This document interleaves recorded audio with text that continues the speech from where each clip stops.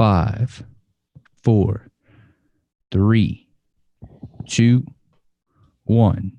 Ladies and gentlemen, welcome to another episode of the Project Egg Show. Today, we have the honor of speaking with Chris Krimitsos.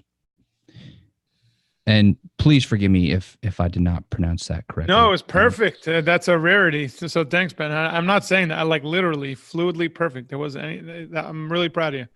It's very rare that I usually just wait for people to butcher my last name. So, well, to continue, Chris is one of those people that if you spend any amount of time with him, you'll hear descriptions like changemaker, motivator, catalyst for change and inspiration. Whether it's a major corporation CEO or a solopreneur, Chris is passionate about being a difference maker. And unlike other people who may come in and deliver a keynote and leave, trying to slip out the back door and avoid any actual face-to-face, Chris is the guy who hangs around and talks to everybody, answers their question, listens, and actually helps bring about change. And Chris actually brings the unique perspective of success from both sides of any event.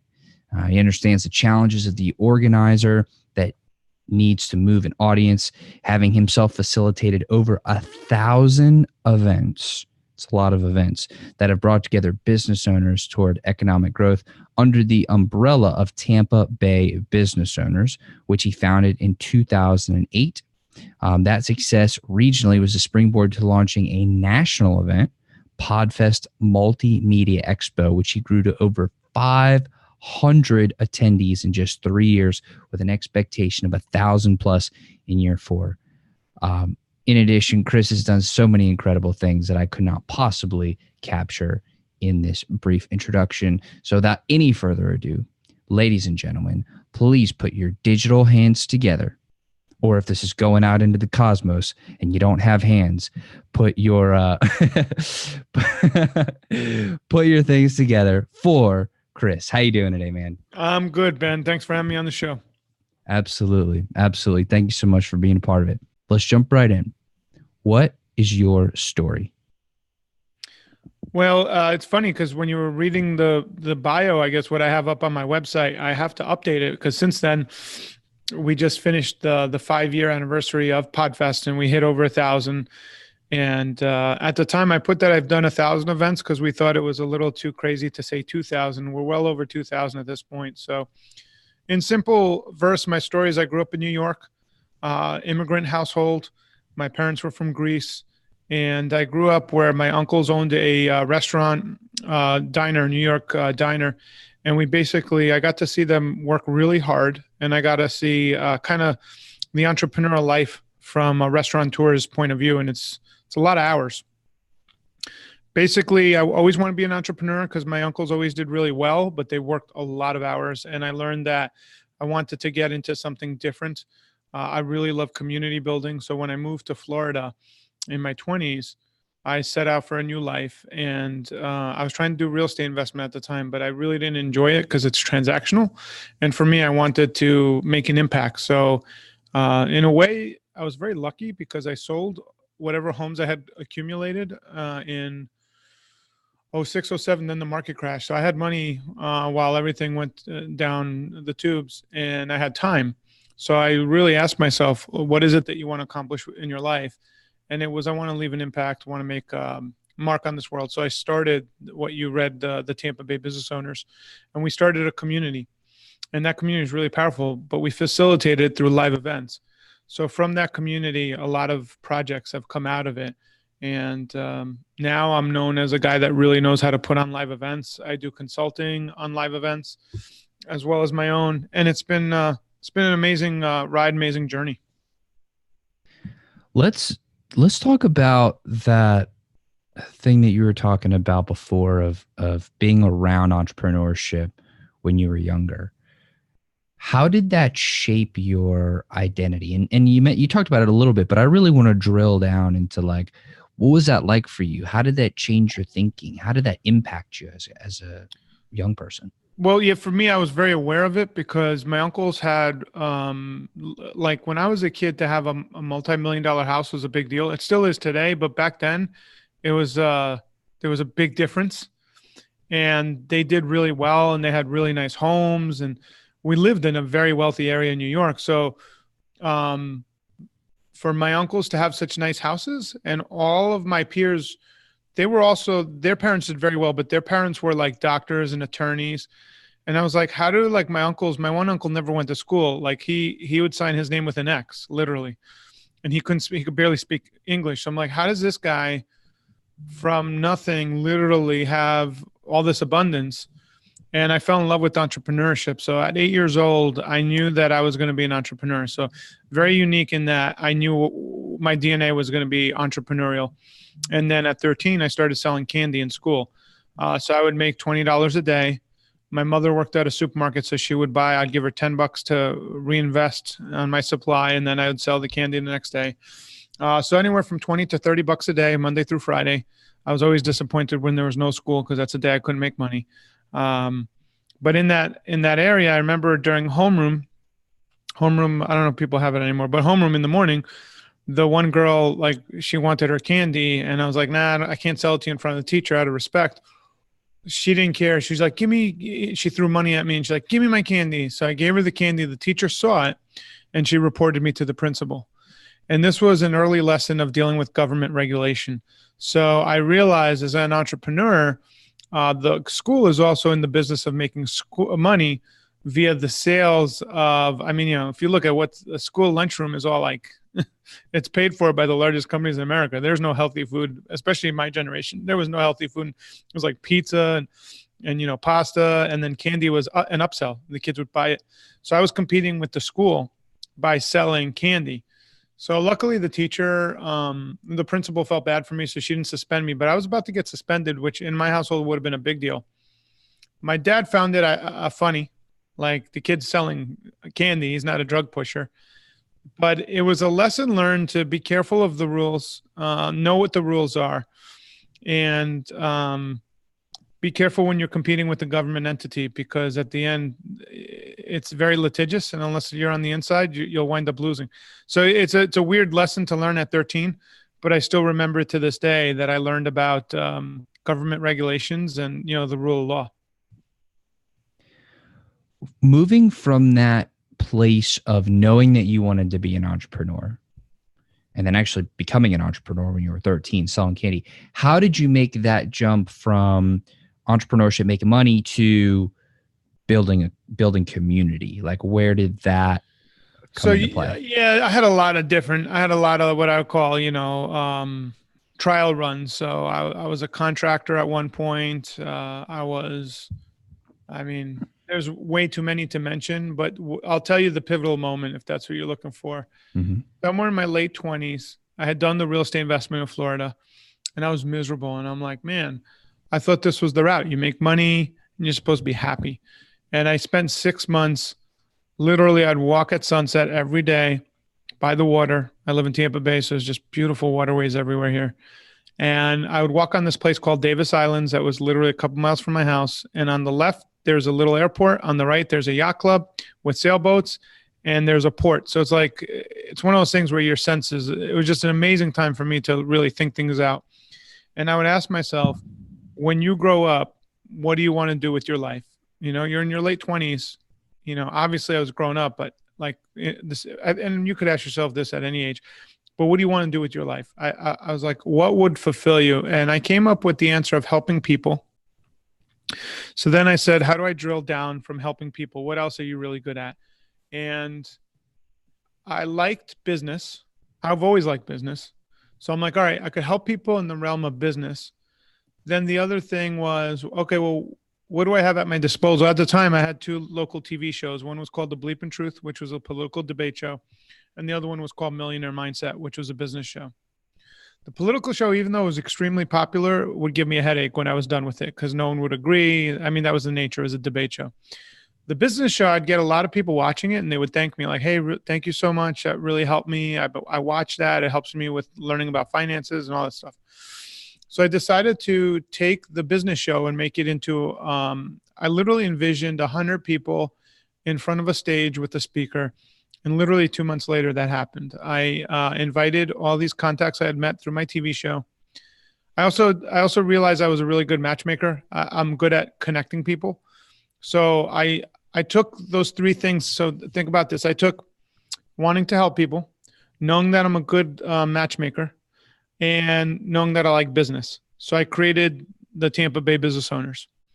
Now, what I did, the pivotal distinction I made really saved me a lot of trouble. So everybody that I would talk to say, hey, you just need to go door to door and knock on local businesses and invite them to this thing. I didn't market that way. I said, no, I'm going to go to other meetings and I'm going to go recruit business owners that go to meetings, because my uncles owned a business all my life and they never went to one meeting in 35 years. So I realized I could go door to door. Doesn't mean those business owners go to meetings. And quite honestly, most brick and mortar businesses don't go to meetings. The business owners at network tend to be in the service-based profession. So you'll meet them at other meetings. So I went to other meetings, made friends with the organizers. I said, I'd like to invite the business owners in your group, and I'd love for you to be there. And we had 100, to be exact, we had 99 people in my first open session. I had 5 slides, and half the time I looked down at the floor. I said to them, I'm thinking of creating this. I'd like for you to be part of it. It's a community where we could all idea share and peer-to-peer brainstorm. I put out a flyer, and on the flyer, you could put your credit card information in. Back then, it was before everybody was doing everything online. You could still do things online, but back then people would put credit card info on a piece of paper. Now, I don't think it's not as much. So at the end, I was about to throw all the pieces of paper in the garbage because I was like, that failed. And someone's like, what are you doing? I'm like, I'm going to throw these out in the garbage. You go, why? I go, because no one filled them out. They're like, what are you talking about? There's a bunch of them filled out. So I looked. I'd convinced myself I failed, right? I looked, and 20 of them were filled out. And that's all I needed. Those 20 were the people that believed in me. And then before you knew it, we had over 300 members that paid monthly dues to be part of one of the largest chamber of commerces for business owners in the country. All started because I had this thought that I wanted to create value and bring people together. So from there, I learned the event business out of the love for bringing a community together. So part of that skill set is learning the dynamics of how to run an event. When you were going to those meetings and speaking to the business owners who were there, how did you articulate it before you'd done it? Like how did you sell them on that vision when you hadn't even created it? Well, I had created the vision. So all entrepreneurs, and you need to know this, we lie to ourselves before we bring what we lie to ourselves into life. So I had already seen the vision on those walks on Davis Island. So the vision was real. So then what I did is I had a lot of credibility because I had, just like you have a podcast, I had a TV show. So, and I had helped hundreds of people through that TV show, all local, right? So then I emailed the top people, and whenever I went to other people's events, I'd always create value by connecting them or people. So it wasn't like I was asking, it was almost like I had chips on a table, and now I'm cashing in my chips saying, hey, I need your help now. After years of helping you, this is what I need. And because I'm asking them to help me create a forum that helps people. Everybody kind of said, we're in. And I made my first group of advisors were people that ran meetings. Most of the time when you deal with entrepreneurial type meetings, they're people like yourself, myself, that are very entrepreneurial, and they tend to own their own business in general because they have time. That's how they, grow their own business. And a lot of these people were in different niches. So one person's in the real estate niche, another person's in the insurance niche. I'm like, look, I'm not competing with you. I want all business owners across all spectrums to be part of this. I'm not going to be a head-to-head competition. This is going to be more of a peer-to-peer. They bought into that vision. I had already established myself through my TV shows as a media personality, but I always delivered when it came to I explained the process that I do. I help matchmake people together where I create a thing called an e-intro.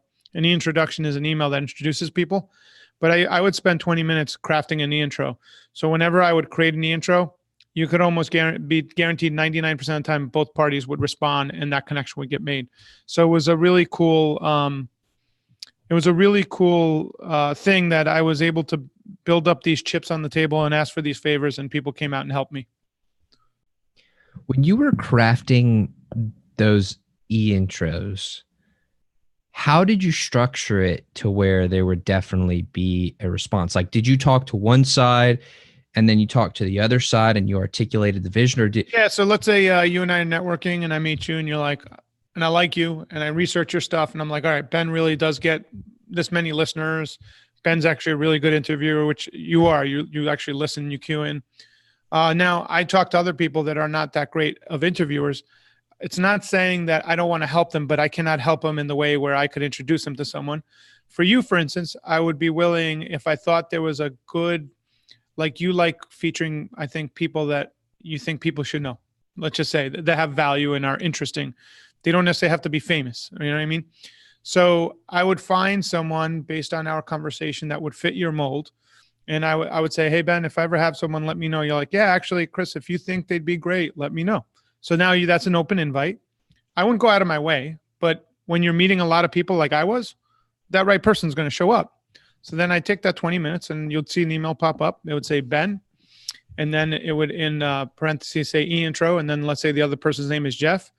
Say, Ben, I think you really need to meet Jeff because Jeff is the premier thought leader in this niche, and he's done this that I think is very unique that I've never seen done before, and he has a really interesting story about XYZ. Then I'm going to go to the other person and say, hey, Ben is someone that I think you should really be talk to. There's a possibility of some synergies where the two of you might collaborate on being on each other's show. And then I'll put your names at the bottom, Ben meet Jeff, Jeff meet Ben, and then I'll put your emails in there. And then all of a sudden, you guys would take me to BCC and someone would reply to the other person. Before you know it, that connection would get made. So I used to do, when I didn't have a network, I would do 10 to 20 of those a week. Now I don't do as many, maybe 1 or 2 a week, but because I'm busy doing a lot of other activities.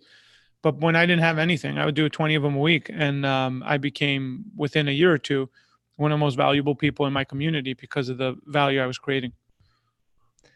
That's fascinating, because you also have to match up energy, just so you know. Like you have to know the energy of the people. So I only like dealing with positive people. So that's one. If someone's negative, you kind of stay away from that energy. And then you kind of get a good flow of who would make, like I actually have, by chance, I've set up a couple couples that have been together now for like, they got kids and everything, because I knew the energy would be right between the two of them. So you're definitely like a people person at the core, right? Oh, I'm an extrovert. Yeah. I get charged up by people. How did you learn that? I don't think I did. I think I modeled it because I grew up in a big fat Greek family. My mom came here when she was 19. She didn't know English yet, so she used to do my homework. That's how I learned delegation. But my poor mom, she learned English by doing my homework. And the Europeans, when they write the number 7, they put like a little squiggly line in the middle, or the lowercase a has a little I'd get hit up on they're like, you don't write like that. I'm thinking like, Mom, you don't do that. And here we do it like this. My poor mom.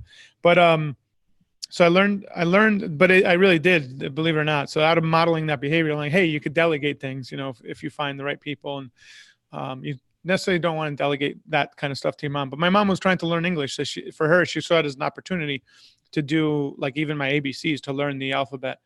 And then because my mom was young and she didn't have a support group here, we would literally be at my uncle and aunt's house every day. And my cousins were like my brothers, if that makes sense. So like I was around people literally maybe one day out of the week we didn't go somewhere or someone didn't come over our house. So that's one. The second thing is I had a neighbor who was a New York City firefighter, and he took me under his wing. And when I would hang out with him, he had a scanner in his car. So if anyone needed help, he would stop to help them. So you have to understand, between those two forces, being around that 24/7, I've had to think about this because I get asked that a lot. Like, how did you do that? Why do you get, like, it doesn't take energy for me to do it. Whereas I realize other people, they have to put energy on it. It's something that flows out of me naturally because I had people pour that into me as a child. So now I did have to develop like, okay, how do I do a good introduction? You have to base where the synergies might be. How do you do it so people don't get offended if they're not into the introduction, but you do pre-frame it like you just mentioned. So that way it alleviates a lot of trouble. And then like right now, like I built a contact sphere that It's not unusual if I'm working with someone and I think they're really great and they're very successful, I could match them with another very successful person that they might be like, I use that website all day long. You know, the owner of that? I'm like, yeah, actually, you know, I remember when they started out, because remember in my late 20s, when I started this, I was working with other young, men and women that were building their own companies. So now like I could reach out to them because I remember when they were small, but now, obviously a lot of them are pretty decent size, and that's all from building relationships.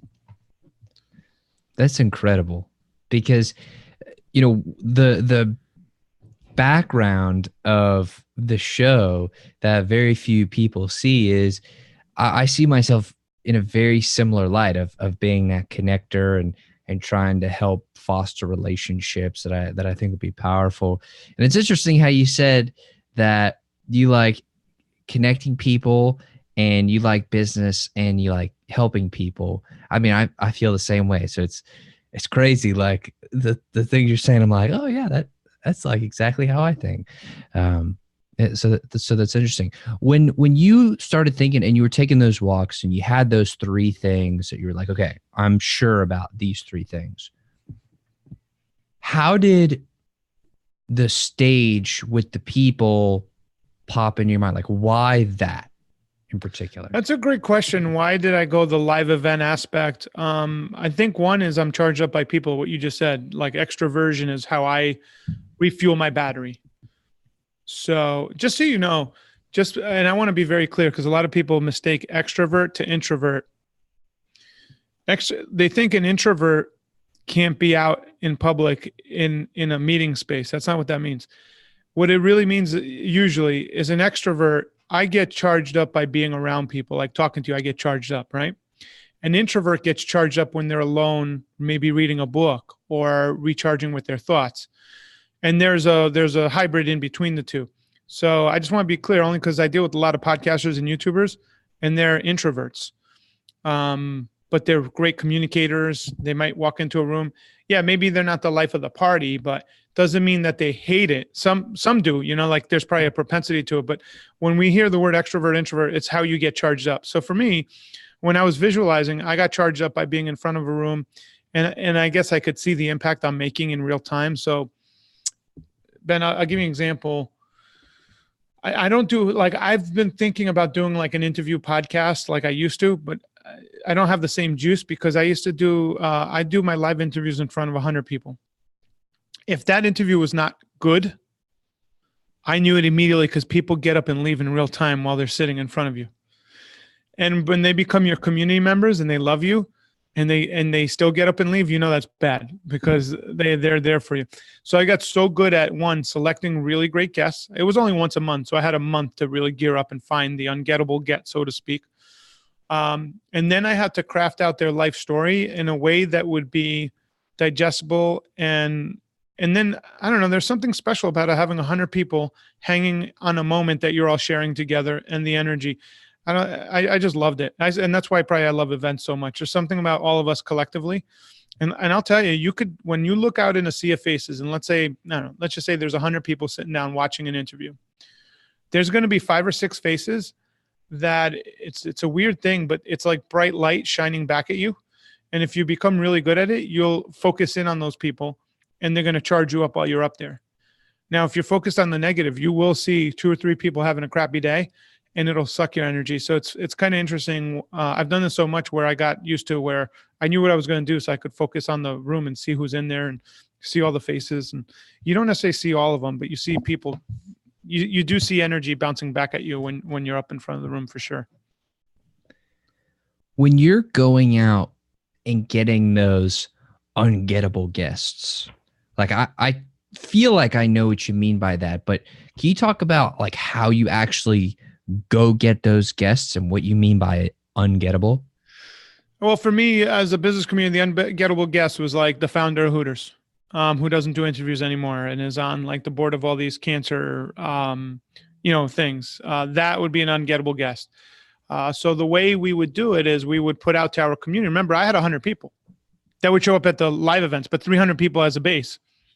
So when you have 300 people, I don't know if you've ever looked into like a Howard Stern. Everybody's like, how does he know everything? You use the collective conscious of the community actually helps you. So what would happen is, like, we couldn't get the founder of Hooters directly, but one of our members, their husband, was launching a new concept for the one of the founders of Hooters. So we got him through that way. And usually it happens that way. Like recently, I'm part of another group called EO, Entrepreneurs Organization. They're huge, 13,000 members around the world. So we wanted to do a tour of the airport, but I wanted the CEO of the airport to speak for us. Right now, the Tampa International Airport is always rated one of the top 2 airports in the country. They're doing a $2 billion overhaul. Well, it turns out that on Facebook, when the PR director's baby was born, my daughter was born the same day, and we got linked for as friends. But like, it's a weird thing. We've never met in person, but we've met through Facebook where it feels like we've met. So I emailed her, and she got me the CEO to speak, and he's extremely busy. So it's like being in tune to those connections. And at the same time, don't forget, she saw me do hundreds of events on my Facebook wall. So your credibility, to answer your question, this is what someone said once on one of my platforms I always remember. He said, how do you get this done? He said, it all starts with saying you're going to do a small favor, and you do it. And then someone says, then you say something else. It's backing up your word constantly. It builds momentum. So you get a lot of momentum out of it. Like in 2009, I booked a young speaker that no one knew about. His name was Gary Vaynerchuk. And we brought him in to speak.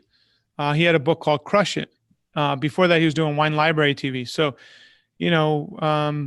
it's just connections and getting to know people. I got Jesse Eitzler, who does Marquis Jet. He's coming to speak for the group that I'm part of, EO, in October. So it's all through knowing how to connect with people and knowing how to ask for what it is you want. It's just, it could happen. And for podcasting, it's about building those relationships. Once you get that ungettable guest, and I love that phrase, by the way, once you get that guest, how do you make sure as the interviewer how do you make sure that you give them an experience that they will never, ever forget? Honestly, it's fairly easy. Most interviewers don't do their homework. So that's one. So I would spend about 20 hours researching them. And if they're pretty well known, there's a lot of material on them. So I remember once I got the CEO of a pretty big company locally here. It was growing to $100 million in revenue. So, but he was known because this gentleman had also created like a technology group and things that impacted our community. And he had nothing. Like, I couldn't find anything on this guy. So I'm like, crap. I'd ask people I know him. But then I found a blog that he had kept for like 5 years. I went back and read every post. By the time I was done reading, I knew this guy's voice better than him. I knew what he would answer. So I knew what he would answer before he would answer it.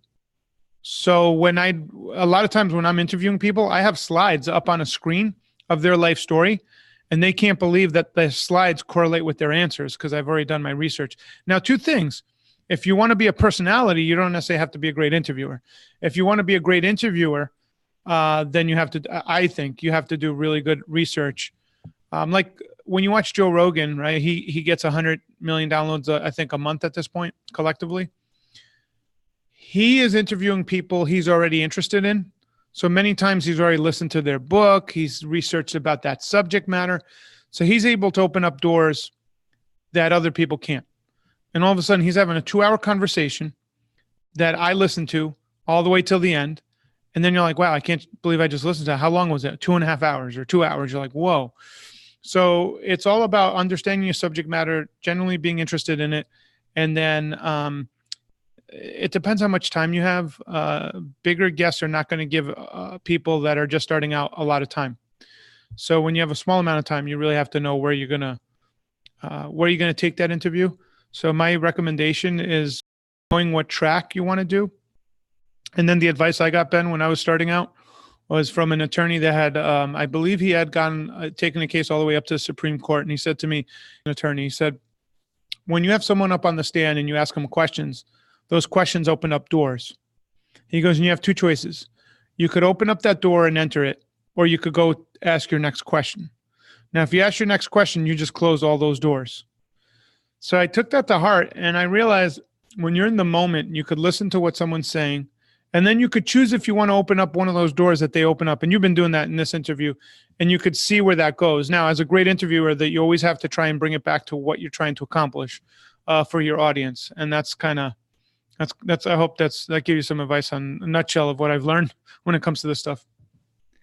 How do you go about picking which door? Because in any answer, there's like an almost unlimited number of doors that could be opened. How do you pick and choose which door to go through that would be the most valuable, the best door to possibly explore?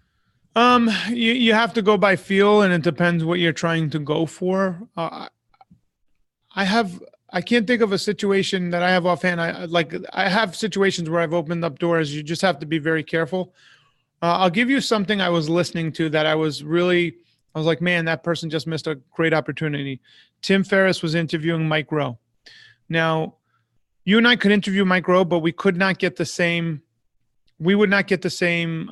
love or yen out of Mike Rowe that Tim Ferriss does, because the two of them came up together.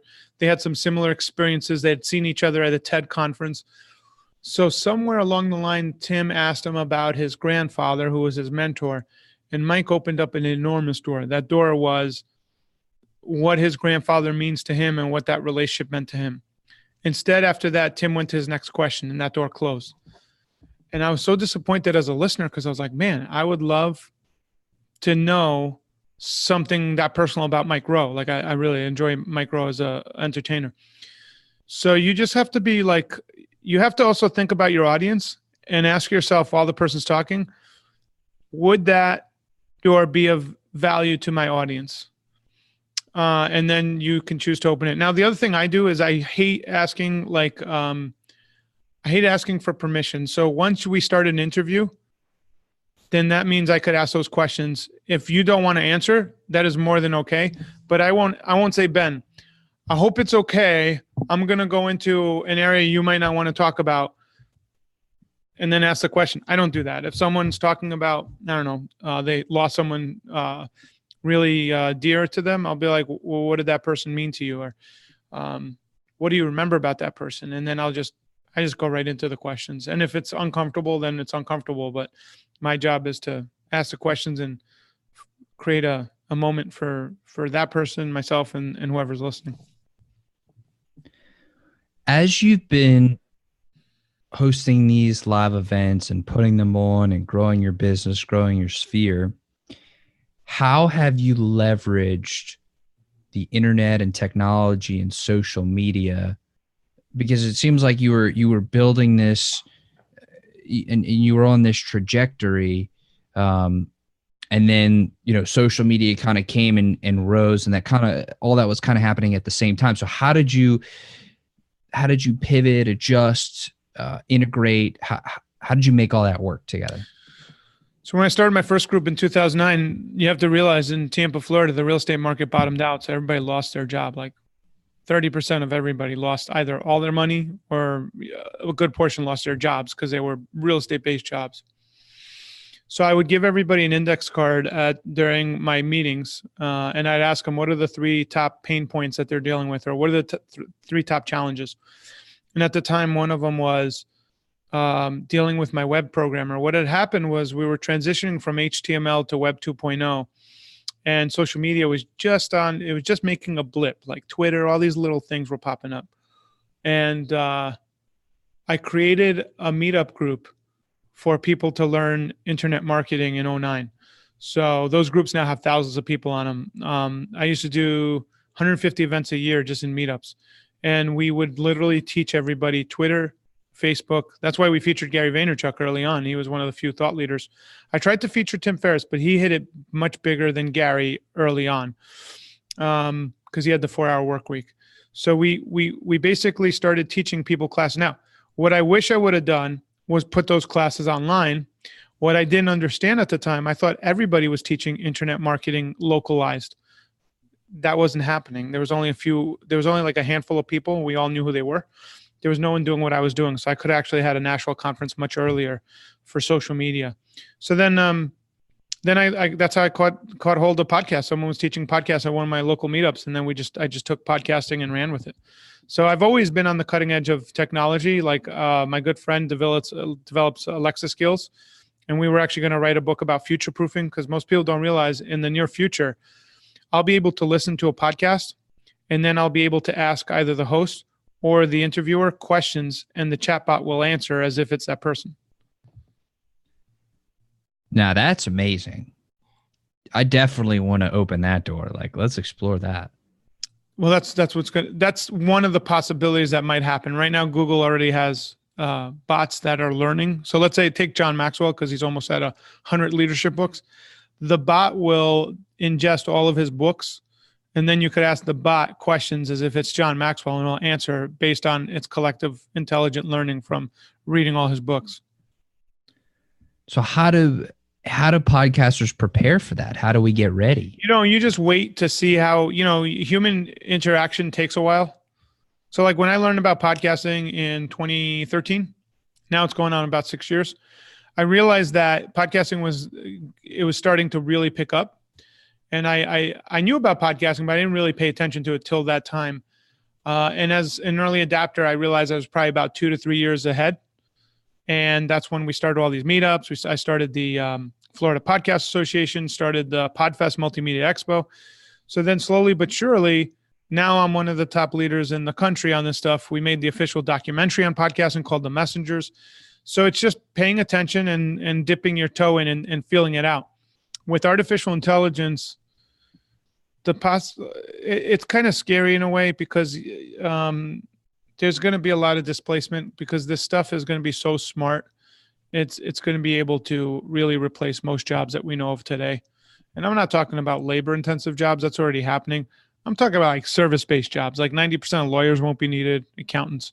Your bots will be able to do most of that work themselves. So hopefully for influencers, we're one of the last bastions that computers will replace us. But they do have these bots that make music, and it's amazing. So when you're thinking about bots and how to get ready for it, or how to prepare for it, or how to work with the bots, like, are you thinking in your own head, like, okay, let me be friends with the people who know about the bots so I can learn about it and then be on the cutting edge of it? Or like what are you going to do to continuously make sure that you stay on that cutting edge? Yeah, so whenever I want to learn something, I'll literally do an event. So I've done 2 events on artificial intelligence here locally. So I invite the experts. I put the event together. I'll break even. I might not even make money, but I'll learn from them firsthand, and so will my friends collectively. And usually I get 20 or 30 people. I'll charge 100, 200 a ticket, and we'll have a summit. And in that summit, we'll learn from the experts and ask any question that we want. So, I mean, I have 2 daughters. The 2 of them will never have to learn how to drive. Right now, most people don't know how to drive stick shift, right? So because that was something a lot of people driving, cars have automatic. My daughters will never learn how to drive. So like the world they're going to live into, I can't even imagine how we're going to be light years ahead. And technology is literally like right now, you and I are on the headsets, and we're going to laugh at this setup in like 2-3 years. I don't know how they're going to do it, but if you talk to technologists, they always say that they're going to make the technology conform to the environment around us. So that would mean the carpet is smart carpet. These chairs are smart chairs, and they'll read probably your fingerprint, and then it'll be ubiquitous. So it might take 10 years. I don't know. So what I learned about it is wait and see. And then I'll take even like I learned about Bitcoin when it was $60 a pop, and I was going to invest. Had a conversation with my wife. We decided, let's see how it goes. And then you saw where Bitcoin went, right? It's still up there. I mean, Bitcoin now is at like 4,500 or something. So, but the most amazing thing about Bitcoin is the technology. Bitcoin and the blockchain creates a trustless. You don't need trust to transact business because of the way the blockchain works. That's foundationally very disruptive, because right now we need trust to do business with each other. With the blockchain, you don't need trust. You trust the blockchain, and a lot of the transactions get done. So we're living into a very unique future. And I think I think what you said is you need to ask superior questions, look for the answers, keep up to date. Don't get obsessed about it because it could get kind of crazy and overwhelming, but just be in the moment. And then as things pop up, you'll be more familiar with it, which will give you a head start over a lot of your peers. I love what you said about when you're interested in learning something or you're curious about something, you create an event or you create a summit about it. And that gives you the ability to ask all the questions that you want. Well, and I can invite anyone experts. I want, because who's not going to show up if you have 40, 50 people I want to learn their subject? I mean, it's a flattering proposition. So, and these are local events. So we just find the top people in our area. And luckily for our area, there's 4 million people live here. So there's always someone that's a national expert that just happens to live here. So I know enough people now that I could just ask around and find the right people. That's amazing. So I do have to ask, because you are one of the leading authorities on podcasting, and we talked about it a little bit with AI, but where do you see podcasting going? Where do you see the future of podcasting? It's a great question. Right now, there's a lot of applications that are coming out, podcast players. The first thing podcasting, the first challenge that needs to be solved is we need to figure out how to monetize plays.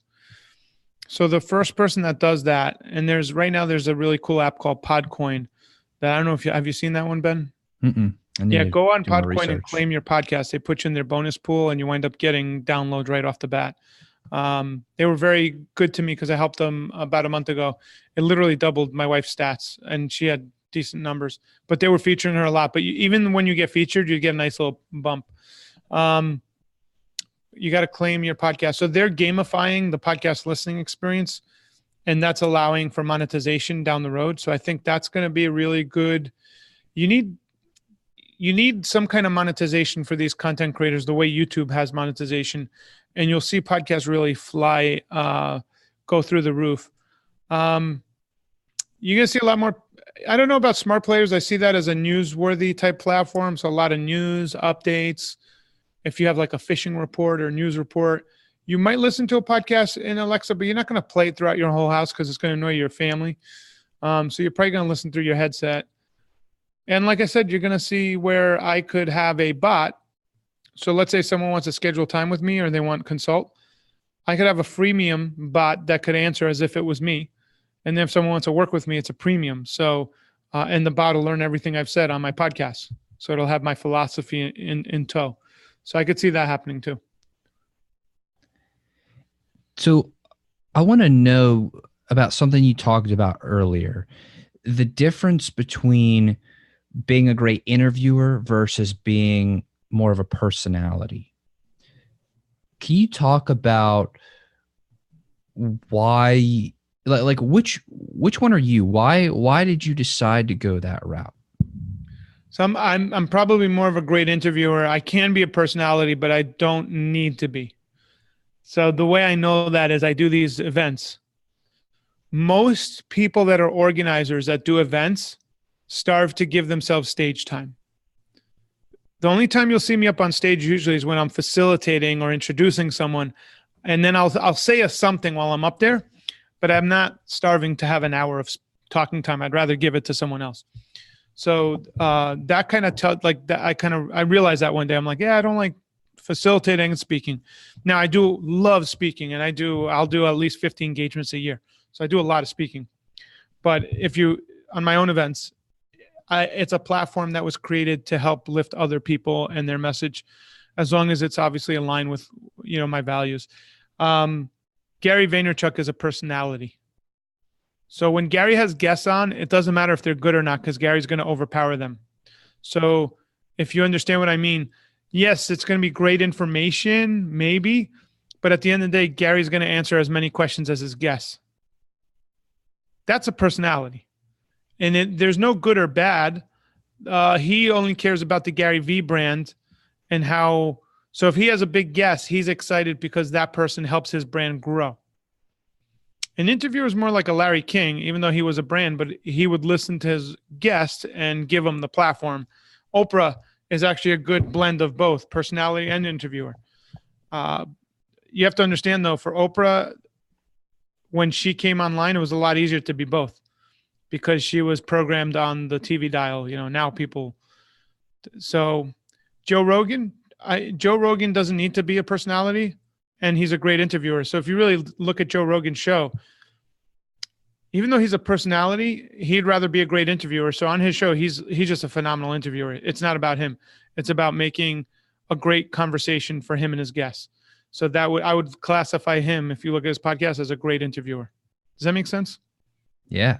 Yeah, absolutely. Yeah. Tim Ferriss is a personality because he has his books and his brands. He's not a great interviewer. He gets great people and asks great questions, but there's a difference. A great interviewer, Oprah's a great interviewer. Like, Oprah has the thing where she's like, she'll have Eckhart Tolle or someone, and she'll say, I read this book now for the third time on page 2 or 205. You said this. Did you mean so-and-so? Because I took it like this. What did you mean? And then she gets into it. You're like, whoa, that's really deep. I mean, she's as research as they come. I mean, she does her research. So those are some differences. Like Gary Vee, it doesn't matter who's on his show. You're going to laugh and you're going to have a good time because Gary Vee is going to will it, and there's no one that's going to talk more than him on his show. So that's a personality. That's what a personality does. Based on the very brief time that we've been able to share together, what would you say I'm more of? I don't know you well enough, Ben. You're a great interviewer, but you can be a personality. It depends where you're going for. Right now, it seems like you're looking to be a great interviewer and give that platform and you're doing a good job of asking really pointed questions that draw out really good information. So you're definitely developing into a great interviewer. Now, as far as personality, anyone could be a personality. I want you to understand this. Doesn't mean you have a good or bad personality. It means you have a shtick that you've created that makes you more of a caricature. You know what I'm saying? Now, for Gary Vaynerchuk, his shtick is who he is on and off. Most of the people you see when they turn it on, when they're off camera, they're not.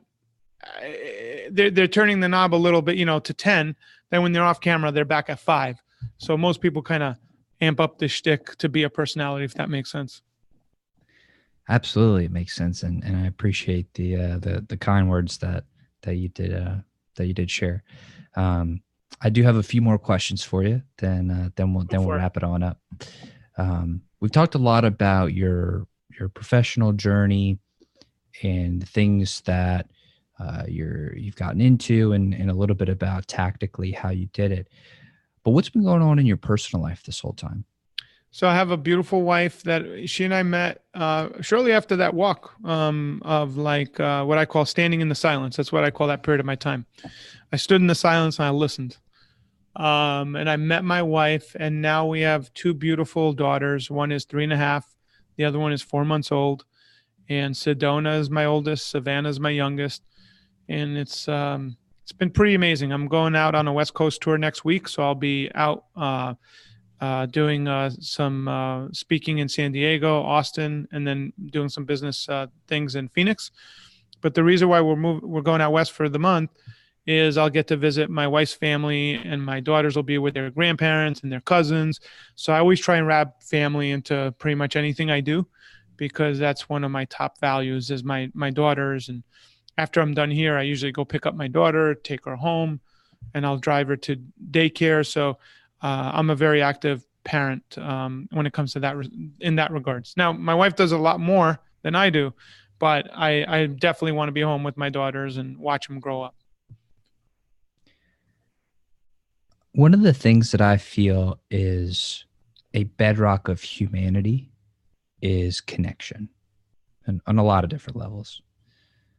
And I'm interested in learning, what's your philosophy on developing deep, meaningful, and genuine connection with another person? So I think it's actually listening and caring. So as part of Tampa Bay Business Owners, if I heard anyone in my group was in the hospital, I would actually go visit them. If they told me you're not allowed to visit, I'd go past ICU when no one was looking and go into their hospital beds. So I've done that multiple times. I try and remember to call my friends and check up on them. Nowadays, not everybody picks up calls anymore. You have to text to everybody, so I like talking to people on the phone and seeing how they're doing. And I get this compliment all the time. Wow, you really remember my daughter's names or my kids' names, or you remember my name. If you really care, I think it's easy to remember stuff. because you place a higher value of importance on it. So literally after I'm done here, I have an event with 135 people at a business club that happens at 5:00 this today. And the group, is a great group, but I don't think they've ever had more than 30 people in an event, but I just became their learning chair. They can't believe it. And I've built these relationships. When I tell someone, hey, this is going to be worth your time, they listen and they show up. So I create value. So, and they know that I care. And of the 130 people, I think 80 are my guests. And I know all of them because they're my family friends. So I've been very fortunate. But Tony Robbins says this, when I was younger, I remember listening to it, and it's true. The relationships that you're going to have in life are deep. So the people that built really large and massive networks have a lot of relationships, but they're very deep. Now, you don't need a lot of relationships. You could have 5 or 10, but they're deep. So you have to understand, because I've done over 2,000 events, in the majority with the same people, I have, let's say, 100 relationships that are deep because I've met them hundreds of times, let's just say, or 50, 60 times. So we've become more than just friends. We're there for each other. So when you have a deep bullpen, so to speak, if I need something done, I know who to call, and it gets done because they know that, I'm their friend, or they'll get it done. I'm usually paying whatever the thing is, but that helps you with getting things done because you have deep relationships. So I highly recommend caring about people and helping them, and that'll help your relationships with others, and they'll help you when you need it most. What's your greatest theory? Theory? That's so here's my greatest theory. One of the greatest pieces of advice that I live by was my uncle Jimmy told me about him firing this one client that he had in New York. He was an ice cream wholesaler. And the client, my uncle was selling his ice cream at $9 a 2.5 gallon for these restaurants. And the gentleman figured he'd pay $8.25 before the invoice even came in. And my uncle told me he fired that person because he paid what he felt like, not what my uncle was worth. So I'm always careful of people that don't, when I invoice them or we're doing business, when they try and renegotiate after you've negotiated a deal, don't do business with people that don't value your worth, and be very careful of it. Is there anything about yourself that you think is an important part of who you are that I did not ask you about today? In other words, what did I miss? No, I think you covered it. The only thing that I love mentioning every so often is I had a painting commissioned, and where I grew up in New York, I lived right by Teddy Roosevelt's house. Teddy Roosevelt lived in Oyster Bay. Sagamore Hill is where his house sat, and he was the 26th president of the United States. And when I was young and I needed inspiration, I'd go to Young's Memorial, which is where he's buried, and I'd climb up 26 stairs, or I'd walk up the stairs, and there was an inscription there. And I don't know about you, I'm the guy that never remembers the song lyrics but recreates them. So I think that's what I heard. I'm one of those people, right? So what I thought I kept reading was what I had the painter put up, but it's worded differently at the memorial. But it's keep your feet on the ground and your eyes on the stars. So that is the pivotal philosophy in which I live on. I keep my feet on the ground, my eyes on the stars. I try not to think I'm too important, but at the same time, I think I'm the most important thing. You know what I mean? So one hand, I believe I'm extremely important. Everything I do is amazing. But at the other time, I realize that the universe is so big that we all fit into that tapestry in some way, shape, or form, and we're all equal. I'm 24. The reason I say that is because it's relevant for the question. What question should I be asking you, specifically me, asking specifically you, with your knowledge, your wisdom, your genius, your experience, that I just wouldn't think to ask? Yeah, those are tricky questions. I like where you're going with the question. It really depends on what it is you want to learn. I think you've drilled down into it. You always want to ask people,